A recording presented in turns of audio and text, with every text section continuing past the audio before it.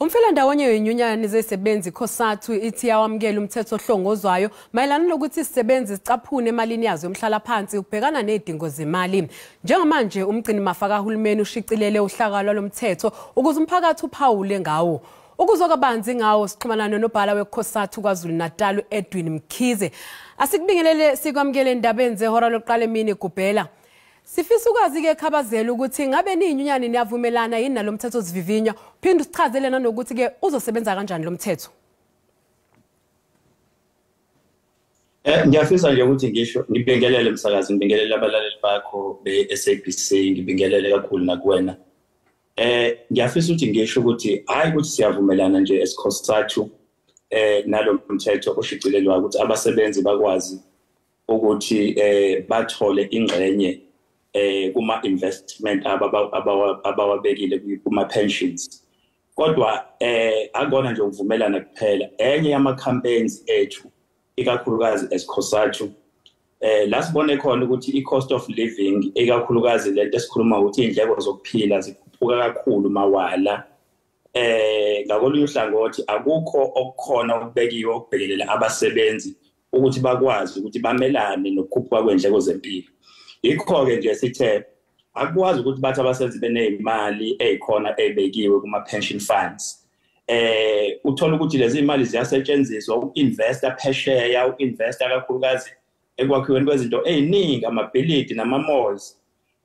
Agcina ehlomula abantu abadla isamba likapondo ekubeni abasebenzi becwile ey'kweletini, abasebenzi bedlelwa imizi.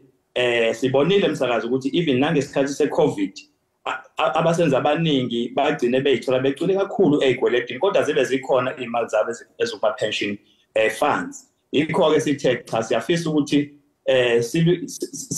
sifake ey'thebeni lodaba. Siyabonga futhi-ke ukuthi-ke i-government yethu ize igcine izwile uma sikhuluma nawo ukuthi fanele kwakhiwe umthetho la abasebenzi bezokwazi ukucaphuna khona kancane ey'malini zabo abayibekile. Angisho-ke umsakazi izosebenza kanjani lo mthetho. Okukhona njengamanje ngoba kuseyokuxoxisana umthetho futhi usazohamba uye kokukhulumisana nabantu uphinde ubuyele back eParliament before uPresident awusayine ngoNovember ukuze ukwazi ukuthi uqale ukusebenza ngoMarch ka-2024. Uma uqala ukusebenza lo mthetho kunento ebekiwe eproposwayo ekuthiwa i-two-pot system. Le two-pot regime ebekiwe isho ukuthi uma umsebenzi ebeka imali from March 2024 efaka imali esikhwameni sempesheni, imali ayifaka esikhwameni sempesheni kunemali engango 1/3 ezohamba iye kulento ekuthiwa i-savings, where umsebenzi ezokwazi ukuthi lo 1/3 uma edinga ukuthi atomule enendleko abhekene nazo akwazi ukutomula.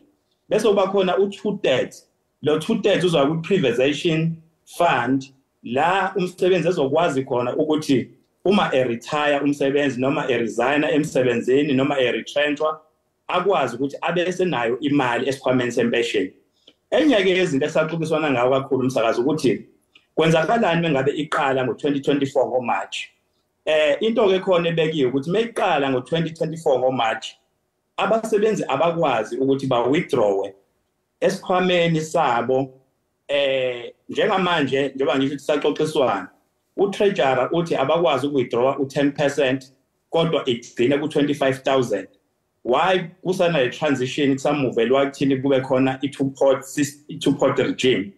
Kodwa manje msakazi njenge-COSATU asivumelani nalo 10% or u-25,000. Sisafuna ukuxoxisana kabanzi no-treasurer ngoba sicabanga mncane kakhulu ukuthi uma kuqalwe ngaleso samba ngoba kuzobe kusaqalwa kahle hle kodwa-ke kuzobe kumuvelwa ekuthini kube nale two-pot regime whereby abasebenzi bazobe kwazi ukuthi ba-withdraw noma yini abayibekile kuma-savings. So kuzobe kungena ekusebenzeni